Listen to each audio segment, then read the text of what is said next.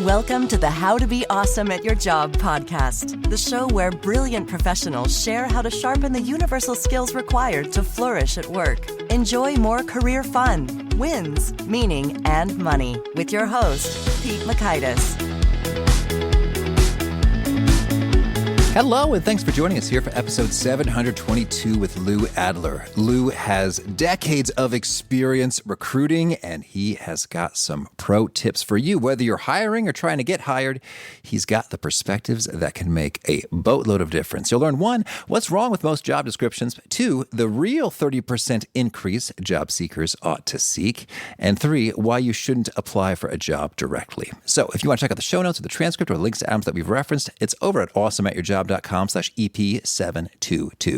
if you're at awesomeatyourjob.com, check out some cool stuff like our Gold Nugget email summaries, the full text transcripts of every episode that are searchable, every episode tagged by topic and competency covered. A lot of good stuff at awesomeatyourjob.com to take your learning to new heights. Now here's Lou's story. Lou is the CEO and founder of the Adler Group, a consulting and training firm that helps companies implement win-win hiring programs using his performance-based hiring system for finding and hiring exceptional talent. More than 40,000 recruiters and hiring managers have attended his groundbreaking workshops over the past 20 years. Lou's the author of the Amazon Top 10 bestseller, Hire With Your Head, and the Essential Guide to Hiring and Getting Hired. Lou has been featured on Fox News, and his articles and posts can be found in Inc. Magazine, Business Insider, Bloomberg, and the Wall Street Journal. Before he was doing executive search, he held senior operations and financial management positions at the Adler Group and at Rockwell International's automotive and consumer electronics groups. He holds an MBA from UCLA and a BS in engineering from Clarkson University. Big thanks to Lou for sharing his wisdom with us. And big thanks to our sponsors. Check them out. And big thanks to our sponsor, Acorns. Acorns makes it easy to start automatically saving and investing for your future. You don't need a lot of money or expertise to invest with Acorns. In fact, you can get started with just your spare change. Acorns recommends an expert-built portfolio that fits you and your money goals, then automatically invests your money for you. NerdWallet.com, whom I love on these sorts of matters, gives Acorns a whopping 4.7 stars and says, quote, if you want to make the most of your spare change, there's no better place to do that than Acorns. Head to acorns.com/awesome or download the Acorns app to start saving and investing for your future today. And we got a legal disclaimer here. It may not be representative of all clients. Tier 1 compensation provided. Compensation provides an incentive to positively promote Acorns. View important disclosures at acorns.com/awesome. Investing involves risk, including the loss of principal. Please consider your objectives, risk tolerance, and Acorns' fees before investing. Acorns Advisors LLC, Acorns, is an SEC-registered investment advisor. Brokerage services are provided to clients of Acorns by Acorns Securities LLC, member FINRA/SIPC. For more information, visit acorns.com. One sponsor to check out is Harvard Business Review. This brilliant magazine, published at hbr.org, is the leading destination for smart management thinking. Fun fact, HBR has been mentioned in 108 episodes of the show. That's because HBR has great stuff that comes up often. They've got explainer videos, podcasts, real-world case studies, and much more. I think of HBR each night that I put on my special orange glasses. Their article, Will Blue Light Glasses Improve Your Sleep?, revealed that those who wore them reported better sleep and a 7% improvement in work performance as compared to those who wore the sham glasses. So I cite HBR anytime anyone tells me that I look silly wearing them. Now, much of HBR's content is available for free when you sign up at their site. Subscriptions that get you unlimited content cost $10 a month. If you visit hbr.org/subscriptions and enter the promo code AWESOME, you can save 10% off of that subscription. Again, to save 10% off of your HBR subscription, go to www.hbr.org/subscriptions and enter the promo code AWESOME. One sponsor to check out is Storyworth. Whenever I'm thinking about meaningful Father's Day gifts, Storyworth leaps to mind. Storyworth helps you preserve precious memories and stories from your father for years to come. Each week, Storyworth emails your loved ones a thought-provoking question that you get to help pick, such as, what's the bravest thing you've ever done? I personally love their prompt so much that I have refreshed Storyworth's questions page many times looking for more. Storyworth makes the writing process super quick and easy. All your loved one needs to do is respond to that email with a story, and then you get a quick copy of that. And after a year of this fun, Storyworth compiles your loved one's stories and photos into a beautiful keepsake hardcover book that you'll be able to share and revisit for generations to come. Families love Storyworth so much, they've got 25,000 five-star reviews on Trustpilot and have millions of stories preserved. So give all the fathers in your life a unique, heartfelt gift they'll all cherish for years. Storyworth. Right now, you can save $10 on your first purchase when you go to storyworth.com/awesome. That's storyworth.com/awesome to save $10 on your first purchase. Now, here's Lou. Lou, thanks for joining us here on the How to Be Awesome at Your Job podcast. Hey, happy to be here, Pete, and thank you for inviting me. Well, I'm so excited to get your wisdom on both sides of the hiring table, the hiring and the getting hired. And I have a feeling that in your work over the years, you've probably encountered some interesting stories. Anything particularly memorable or fun or touching or hilarious that leaps to mind as you reflect on your career here? Well, I don't know if it would be fun or hilarious, but important is probably a dozen. But since you've only asked me that question 15 seconds ago, I have to scramble pretty quickly. But I do remember one, and it was 30 years ago or so, maybe even longer. I was talking with a candidate, and I was a recruiter at the time. My background has been diverse, but certainly when I was a recruiter in the early days, I thought I was going to place this one candidate, who was a remarkable person, into a job as a plant manager. And at the time, I was a contingency recruiter, and I got a full fee. And the compensation, today's dollars, would have been $150,000 to $200,000. So if you multiply 30% by that, that was the fee I would have gotten. So not insignificant fee. So I just listened to him say, John, and I was devastated, literally devastated. I mean, you lose that money. I didn't have it, but I lost it anyway because I already in my mind spent it. I said, why are you taking the other offer? And he listed his whole list of 5 or 6, 7 reasons why. And then this is the important part. As I listened to it and I regained my composure, I said, John, you've just made a long-term career decision using short-term information.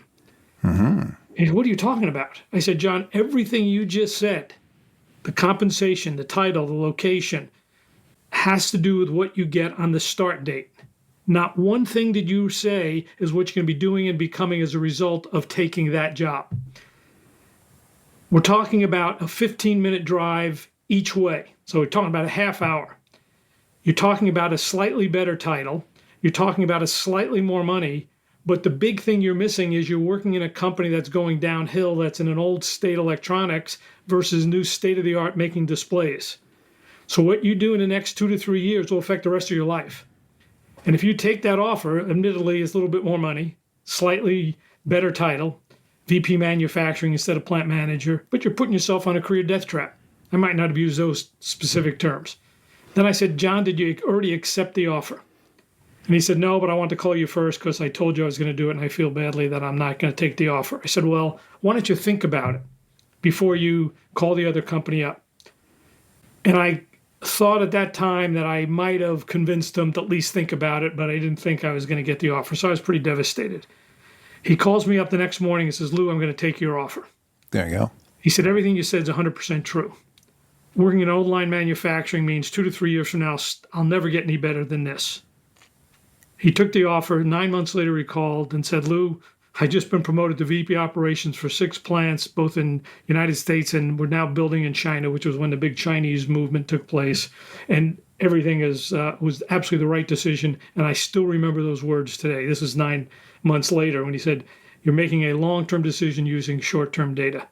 And to me, that's an important lesson that I tell all candidates. It's in all the books I write, is too many candidates hire for what they get on the start date or accept jobs for what they get on the start date, not the work they're going to be doing and what they could become if they're successful. So to me, that's the epitome of everything I train, I advocate, and I listen for. And I actually ask candidates, why'd you take job A and go to job B?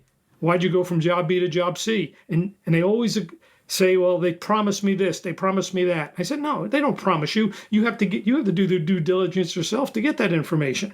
And if you don't get it, you're making a long-term decision using superficial information. Mm-hmm. Well, yeah, I love it. And that's very easy to overlook in terms of you see what's right in front of you, and it feels pretty close, pretty visceral, pretty emotional. It's like, this is my livelihood. This is my experience of work. This is what's going to happen when I get in a car on Monday morning. This is what I'm going to see on my business card. This is what I'm going to see in the checks or direct deposits that appear in my bank. So yes, that makes a lot of sense that we can naturally fall into some short-term, right in front of you, myopic thinking. And we need someone like Lou to point us into the long term. Very One cool. thing as part of my most recent book, which is called Hire With Your Head, the theme of the book is called Win-Win Hiring. And it's the idea that hiring managers, recruiters, and candidates alike should think about success measured on the first year anniversary date, not the start date. Hiring success means, hey, the candidate on the anniversary date says, well, I'm glad I took this job and I'm still glad I have it. And the hiring manager says, I'm glad I hired that person. Achieving that win-win hiring outcome is hard to do, but critical to do regardless of whether you're the recruiter, hiring manager, or the candidate accepting that offer or not. And very few people do it, but that's the essence of what I've been advocating and what I've been teaching. It's called win-win hiring and achieving those kinds of outcomes. Well, yeah, that's a great perspective. Win-win hiring, 1 year. Well, so tell us, Lou, what are some of the core principles that make that the case? That 1 year later, folks say, yeah, I really am glad I hired that person and or. Yeah, so now I'll give you another story. Now, my history is I didn't start becoming a recruiter, but I became a recruiter before just about 99% of the people listening to your podcast were born. It was 1978. And I remember my first search assignment was, again, a lot of work I had done within manufacturing was for a company in the automotive industry. And I knew the president, and I knew that when I became a recruiter, this was going to be my first assignment. So I met him the second or third day as a recruiter. And Mike was the president of this company in Southern California. And he said, I'm looking for someone with 10 years experience, has a degree in engineering, probably be great at that person at MBA, and results-oriented and good communication, and all the stuff that you always see on job descriptions. And I looked at that job description. I said, Mike, this is not a job description. This is a person description. A job doesn't have skills, experience, and competencies. A person has that. Let's talk about the job before we're about the person doing the job. And I said, let's put the job description or the person description in a parking lot. What do you want this person to do? What would this person need to do to be successful in the first year? And he said, turn around the plant. I said, fine, let's walk through the plant and figure out what that person needs to do. And we spent an hour walking through the plant, labor performance issues, scrap issues, processing issues, layout issues, inventory management. It was a crummy plant. I said, we'll find someone who can turn this plant around. I have never used a job description that defines skills, experience, and competencies. It always defines the work as a series of performance objectives. Build a team to put together an international reporting process within 6 months. Make quota. Design a new circuit that can accomplish A, B, and C and would fit within this kind of parameters and meets these kind of criteria. It's always outcomes. With the idea being if a person can accomplish that work, he or she is perfectly qualified. What changes is the mix of skills and experiences. And I tell my clients, they obviously have to do the work. That's not compromising, but give us some relief on the skills and experiences. Having the skills and experience doesn't mean the person can do the work or motivated to do it. But if you can find someone who's competent and motivated to do that work, you've got the right person. You just open a talent pool to everybody who can do the work. Black, white, old or young, green or yellow, physically challenged or not, doesn't matter. And I've talked to numbers of labor attorneys, but the number one labor attorney world contends that's the most accurate way to hire. That's objective criteria. Well, yeah, and I was thinking that, if in the unfortunate world that it doesn't work out, a year later, that feels pretty bulletproof in a courtroom. I'm no lawyer, but in terms of, hey, this is what they're hired to do, and it didn't happen, so we're looking for someone else who can do it, and as opposed to they weren't people. Conversely, if you define that's what you're looking for, you just dig deep into hey, Pete, we need someone to turn around a plant. Tell me about the biggest turnaround operation you've ever been involved with and spend 20 minutes digging into understanding that. Hey, we got to build a team of accountants to put in an international reporting system. Hey, we got to develop a new interface that accomplishes ABC using these skills. Walk me through anything you've done that's related to that. So a lot of it, so your question was, how do you create a win-win opportunity? Well, first you got to define the work that person has to do over the course of the year that would result, at least from the hiring manager's perspective, a win-win hire. Then you got to find candidates who are motivated and competent to do that work and find it the best career move of competing alternatives. All right. Well, I love it. Lou, you're just breaking it down the step by step. So let's hear about that next step in terms of how does one go about finding those folks once we've clearly defined what a win-win situation looks like? Well, that's a great question. You must have read the book. No, seriously, the next step first define the job as a series of key performance objectives, then find candidates, so I call them semifinalists. You don't need a lot of people to hire a great person. You just need the right people. So our high touch process is spend more time with fewer people as long as they're pre-qualified. And I was with a hiring manager last week He was looking for a software developer to do some back-end stuff. It was pretty complicated. And I just said, what do you want this person to do, Henry? What do you want accomplished? And he told me a couple of tasks that were big. So I said, so if I can find someone who's done comparable work, won't compromise on our ability to be performance qualified. That's one step. And the candidate has been recognized for doing that work and in the top half or top quartile or top third of the peer group or top 10%, would you at least talk to the person on the phone? He said, absolutely. So part of sourcing is you look for who would a hiring manager want to talk with if they could do that work and they were recognized for being exceptional at it. I said, even if the person had a different mix of skills and experience. Hiring manager, I don't care. The only thing can do the work and motivate to do it, I want to see him. Then I said, but now we've got the other side is we're going to look for a discriminating candidate who would see that job as a career move. Mm-hmm. So then we look for, as we find candidates, we look for candidates who would see that job as a move, maybe going from a big company to a small company, working on better projects, someone who's slow, as growth is slowed down, go to a place where the growth is accelerating. So there's a lot of things you can do and there's a lot of technology to get you to find candidates. But you have to be kind of clever at it. But we look for performance qualified, meaning they can do the work, some super skills, achiever terms, meaning they're in the top half, top third, top quartile of their peer group, and from the candidates facing decision, hey, the job's a clear career move. Then you engage in a conversation. Hey, Pete, would you be open to talk about a situation superior to what you're doing today? I tell recruiters, don't sell the job, sell the conversation. And see but if you're dealing with the right person, they'll engage in a conversation. You take the time pressure off and you discuss it. It's a career move. So the candidate gets and I tell candidates, we're going to have a conversation to see if we can achieve a win-win hiring outcome. It's going to take a little more time. But let's just engage in a conversation. And most candidates, of course, makes logical sense. But you have to know the job to have credibility with the candidate. So that's where taking the intake meeting and I say, here's the job, Pete. We're looking for someone who can do A, B, and C, and here's the situation. Here's the resource. Oh, you really know what you're talking about. So recruiters who don't know the job and just source active candidates who they find either through a job posting or an email, it's just pure transactional and pure blind luck if they hire a good person. And then pure blind luck if the person's going to be there a year from now. Mm-hmm. So I get what you're saying with regard to, hey, find those semifinalists. It is going to take a little bit of more work up front, but it's good news is we don't need to look at hundreds of resumes. We can look at a handful. Or what do you think, 5, 10? What we're talking about here, roughly? Absolutely, maybe 12 to 15, but you got to be persistent and talk to everybody because most candidates don't think you're different. So you got to kind of prove that through the process of pestering.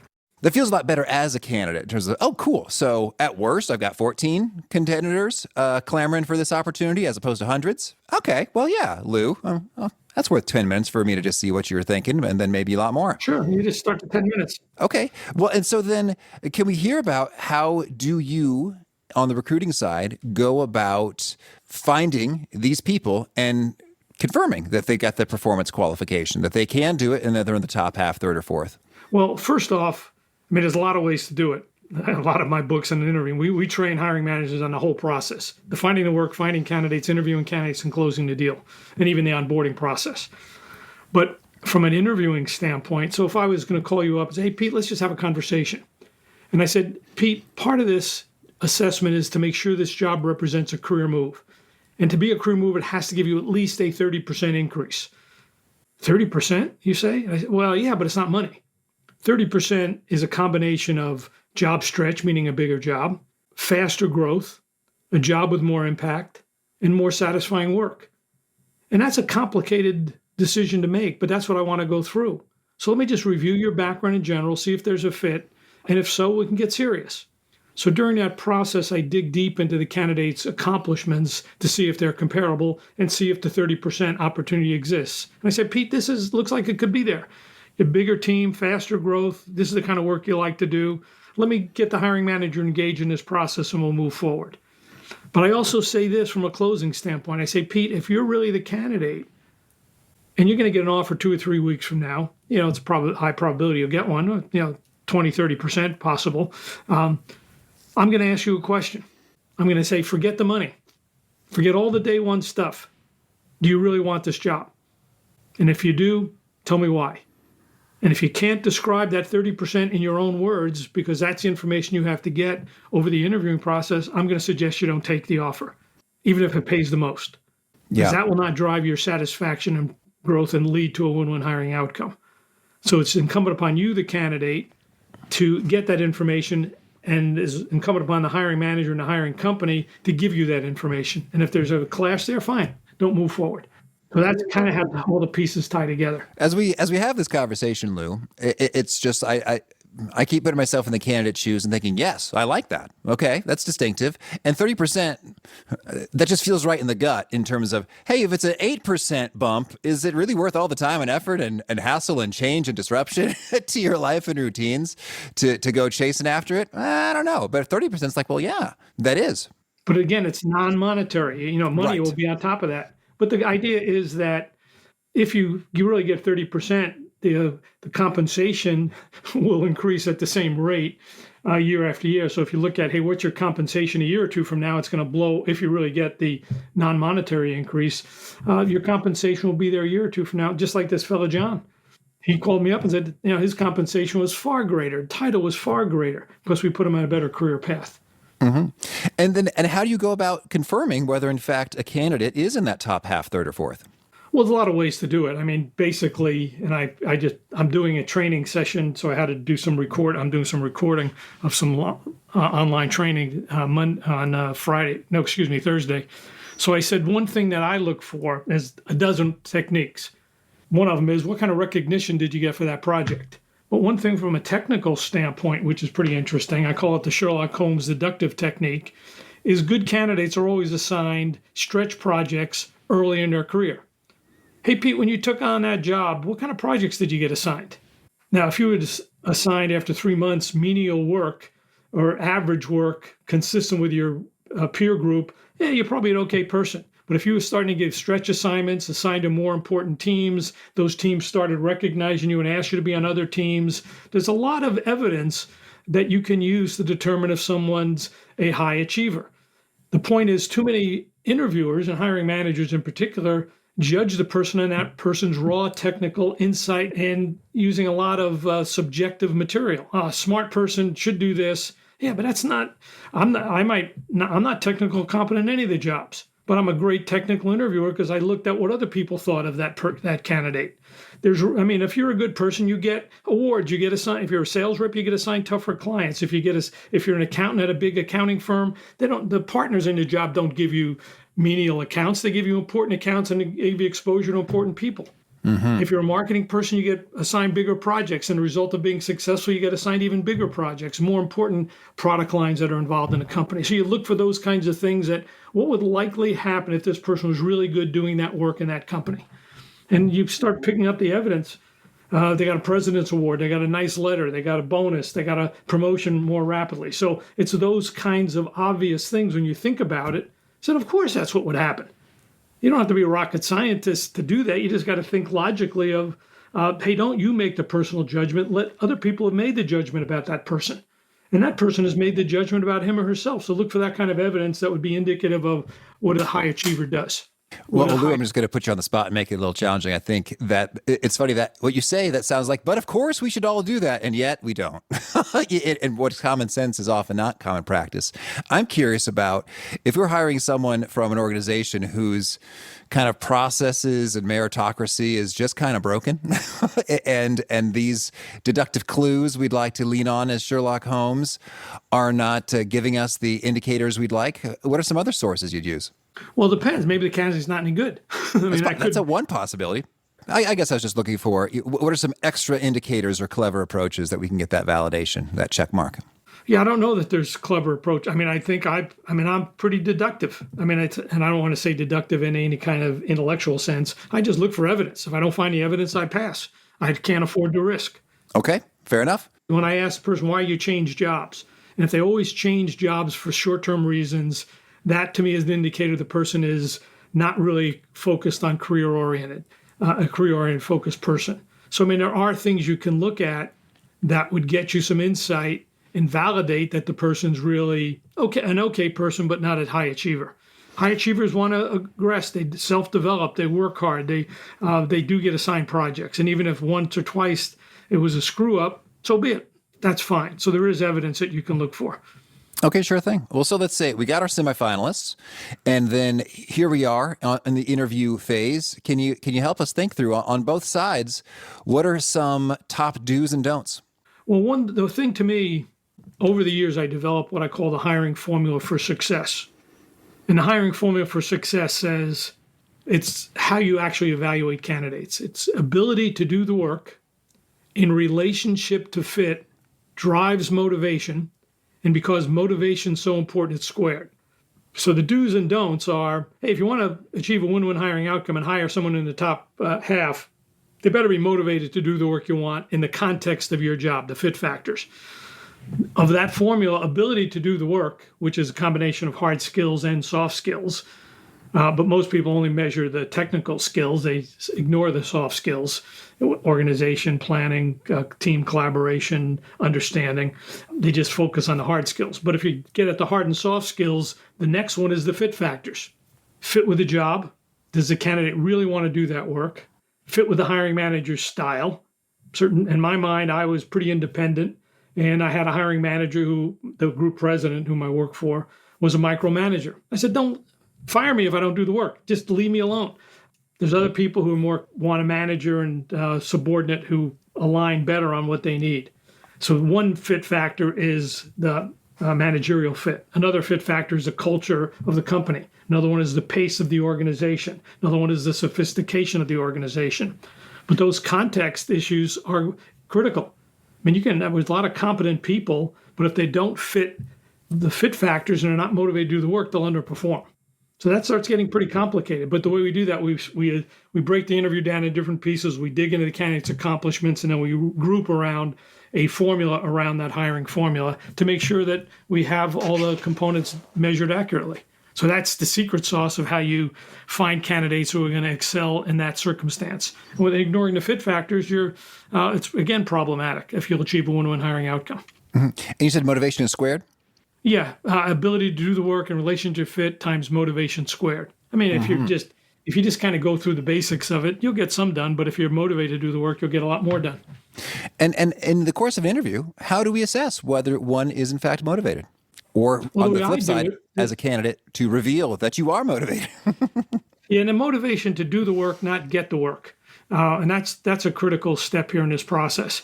Yeah, how do I assess whether a candidate has motivation or convey that I am motivated as a candidate? You know, it's funny. I remember I had a friend who was really into a consulting opportunity, and then he got some feedback from his interviewer. It's like, you just didn't really seem into it. And he's like, I am very into it. This is my number one company that I really want to work for, but somehow it didn't get conveyed. So how do we convey it? How do we check for it? Well, see, that's the issue. The fact that someone is quiet and low-key has nothing to do with motivation to do the work. Unfortunately, candidates or hiring manager and interviewers judge you by how motivated you are there during the interview and how extroverted you are. Totally inappropriate. The way I do it is I dig deep into the candidate's accomplishments and ask many questions. Hey, what'd you do in this accomplishment? Where'd you take the initiative? Where'd you go the extra mile? And I ask that constantly as part of different accomplishments. So I start seeing a pattern of the types of work that naturally motivates the person to excel. That's how I get at it. And I see this pattern of, hey, this person always goes out of his or her way to build a team, always takes these architectural design issues, always does this without prompting. Very few people do everything without prompting all the time. But I start seeing this pattern of activity. Now, how does a candidate do that? And I don't want candidates, and I tell candidates, me as a recruiter, unfortunately, my technique is not universal. I tell candidates, I don't care if you're a good interviewer. I care if you're a good performer. I'll try to clean you up to make you the best interviewer possible, but I'm going to only represent you if I think you're good. And then we have a course, and you can look on winwinhiring.com. It's how to prep for an interview, where I tell candidates how to do the best job they can of presenting themselves for a specific job. And the way to do that is, if you feel you're being superficially assessed, I say, candidates, time out very quickly and say, would you mind telling me some of the major accomplishments related to this job? Because I'd like to give you examples of work that I've done that are most comparable. Let me do your job for you, interviewer. It's funny, and I'm laughing because it's kind of it's sad, but sometimes necessary. Like as candidate, it's like, let me do your job for you, interviewer. I think what you want to know is the following. It is, but at least the fact that you just asked that question indicates that you're proactive, even if you ask it in a low-keyed way. Oh, that's a pretty good question. What are the resources for that job? What's the time frame for that job? And you start asking these questions that say, wow, this person, even the quality of your questions and proactively asking them brands you as, hey, this person's pretty aggressive. Your answers are the other part. Oh, I did some work that's comparable. And what you say the biggest problem was in that? You said that design issue to build the tool to do A, B, and C. Well, let me give you some examples of work that I've done related to that. So the idea is find out what the work is and proactively ask about it. Even if you ask it in a low-key manner, wow, this person's really competent, really knows what he or she's talking about. So I think those are the issues. If you just wait to assume that you're going to be assessed accurately, the chance of that is 5 to 1 against. You will be judged on personality traits and your depth of hard skills. Mm-hmm. And I like that question for getting after motivation is like, where have you gone the extra mile here? Where have you gone the extra mile there? Because you'll surface, I imagine, some patterns, and and hopefully the answer is not no, I don't know. And that really gets you thinking. As I reflect, as I ask myself that question in different endeavors, like where have I gone the extra mile? It really does reveal, oh yeah, because that's where I was motivated. And where have I not gone the extra mile? I was like, oh, that's where I didn't care and I did the minimum I had to comply with the law or, whatever, needs compliance rather than my proactive vigor. Right. Mm-hmm. Okay. Well, tell us, Lou, any other top tips you would suggest? I'm thinking that let's give the candidates a little bit more love in terms of if we want to stand out, to become found, to dazzle our prospective employers. What are your top tips on that side? Well, first off, my big tip is do not apply for a job directly. Chances 3% you'll get interviewed, 1% you'll get hired. So just a waste of time. On the other hand, if you see a job that you like, I would find out, hey, is there any way I can get a referral into that specific job? That would be great. And it could be a second or third degree connection, but you tried to see if you can do it. Okay, what's this company? Do I know anybody? Did anybody go to my school? You start looking on LinkedIn. And the beauty of LinkedIn, it's a network of 700 million people, not a database of 700 million people. And I don't think recruiters or candidates take advantage of that. So now let's assume that's probably going to happen, that you'll know somebody for that job 10 to 20%, depending. I mean, it's not going to be high, but you never know. If you've got a professional background, working in an accounting firm or bigger company, you might be able to get some connection. On the other hand, 50 to 70% of the time, you'll be able to find out who the vice president is for that department or director for that department, even if it's not over that specific job. And I remember talking to this fellow, this had to be 5 or 6 years ago now, maybe 10 years, but he was Italian. He had his MBA from some school in Milan. He wanted to work for a telecommunications company in Europe, and he named the top 3 or 4. I want to work a job here. How would I get it? I said, well, it's easy enough to find a VP of marketing for any of those jobs. Why don't you do a little MBA-like case study, putting each of their telecommunications systems, if that's the area you want, on some kind of little competitive matrix, company A, company B, company C, company D, and some of the key features by product line. So this person was going to want to be a product marketing person. I said, and just do a little summary with 1 or 2 pages, and then send that off to the VP and say, VP marketing, I'd like to work in product marketing, and this is what I've done, and I've found some key weaknesses in some of your products, and I'd like to have a chance to chat with you about it. He said, a good idea. And he called me up once or twice over the next 2 weeks and said, I'm just starting to send out emails, and I think I've got 1 interview already. I hadn't heard from him again for like 6 months. Hey, Lou, I got that job at that one company. So there are ways you can find the names of people, do a mini consulting project, and just arrange to have a conversation to say, hey, I'd like to do this. On LinkedIn, there's an article I call 15 Ways to Hack a Job. So if you look up Lou Adler, Hack a Job on LinkedIn, you'll see an article, and it talks about using the back door to get the interview, to get to the top of the resume heap. And if you want to apply, Unless you're a world-class person with exactly the skills, it's a low probability event.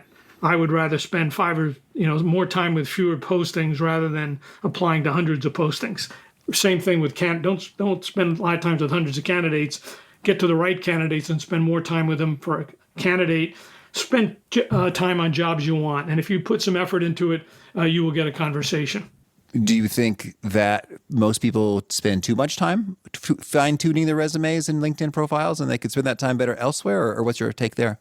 That's a good question. No, I would say the thing is, and I do look at resumes. So I guess here would be the advice.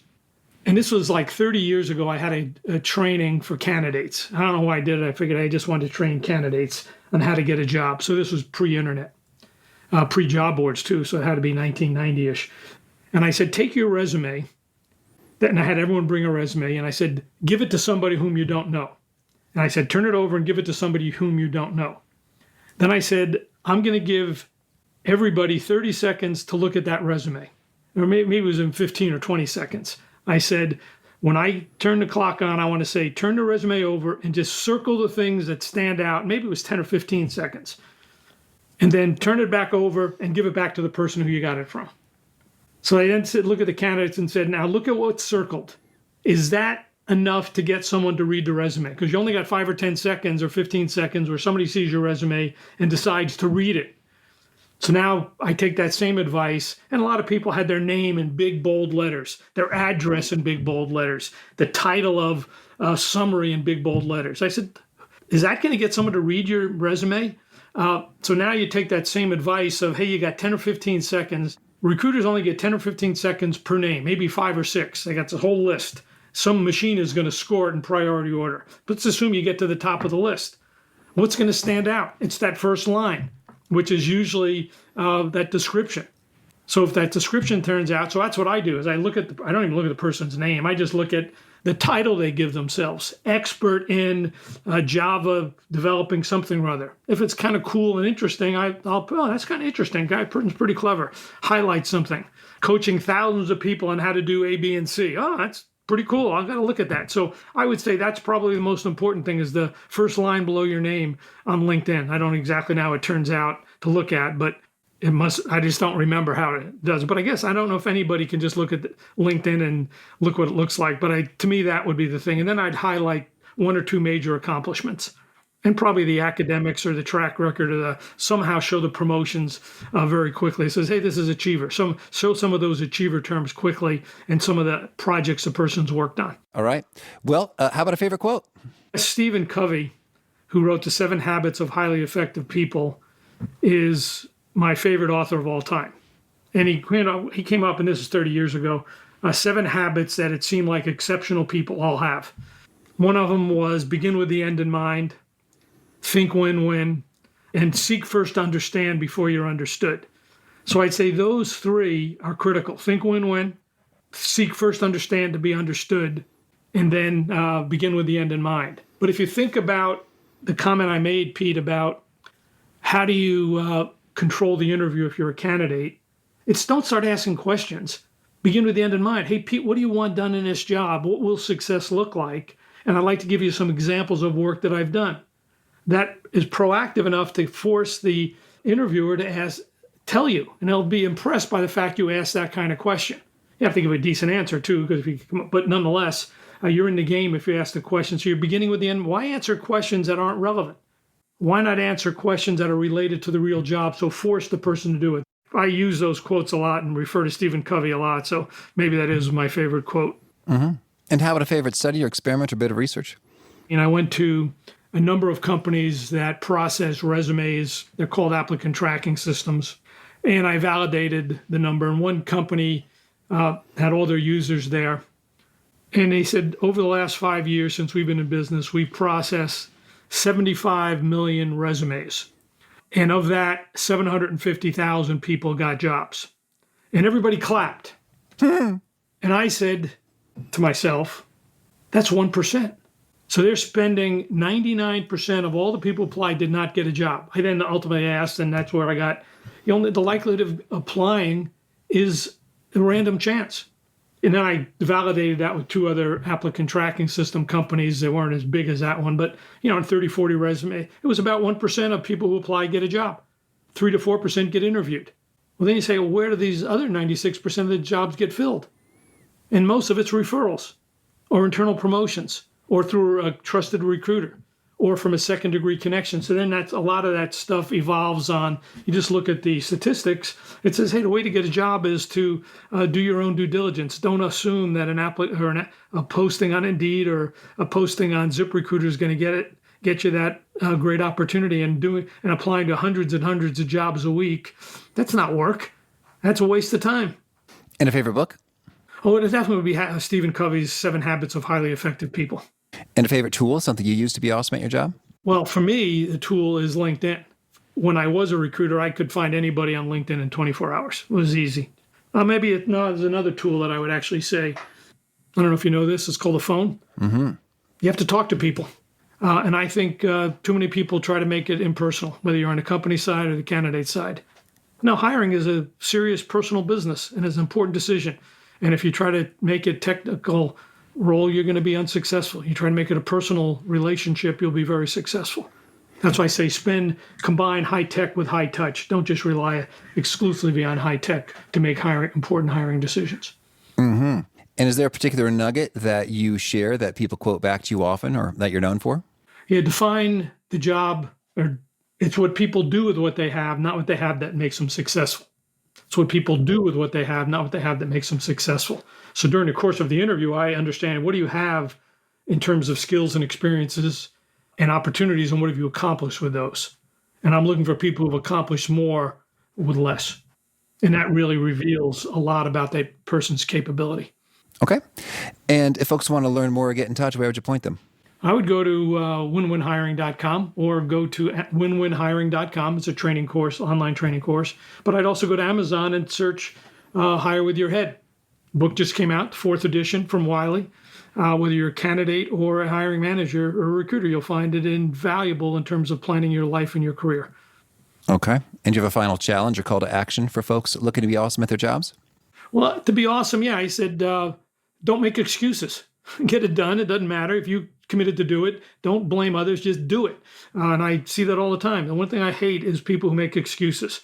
I like people who get the job done, and getting it done on time, even if it's not perfect, is more important than saying and making excuses of why you didn't make it perfect. Get it done in some level so people can use it. Meet your deadlines. Don't make excuses. Get it done. That would be my motto for being awesome at your job. All right, Lou, this has been a treat. I wish you lots of luck and fun and all the ways you're getting it done. Great. Thank you, Pete. Nice chatting with you. I love what Lou had to say about the short-term versus long-term considerations. Very tempting to go short-term when it's right in front of you, as well as the 30% bump. I don't know why that number, in a way, it seems somewhat arbitrary, but in other ways it seems perfect in terms of, that's kind of what we should be after if we're going to make a move. So get after it, and not just monetarily, but in terms of the things that really matter for you and your job happiness. So again, the show notes, the transcript, the links to items we've referenced are at awesomeatyourjob.com/EP722. Hope to catch you next time. We will be off for Thanksgiving if you're listening really fresh, but then back on the Monday. So happy Thanksgiving, everybody, whether you're in the U.S. and you're celebrating or you're in some other location that does not have this holiday. I am thankful for you and listening, and hope you have a good one. Bye-bye. Thanks for listening. To get the most out of the show, we recommend 2 key things. First, check out the extra resources at awesomeatyourjob.com. You can find this episode's transcript and links, as well as the perfect episode for your situation. You can search the full text transcripts of hundreds of episodes or explore episodes tagged by topic and competency covered. Second, subscribe to the podcast and get future episodes automatically. You can subscribe by telling Siri and several other smartphones and speakers, subscribe to the How to Be Awesome at Your Job podcast, or by tapping subscribe in your podcast player of choice. If you'd like some extra help figuring out podcasts and how subscriptions work, visit awesomeatyourjob.com/subscribe for guidance. Hope to catch you on the next episode of How to Be Awesome at Your Job.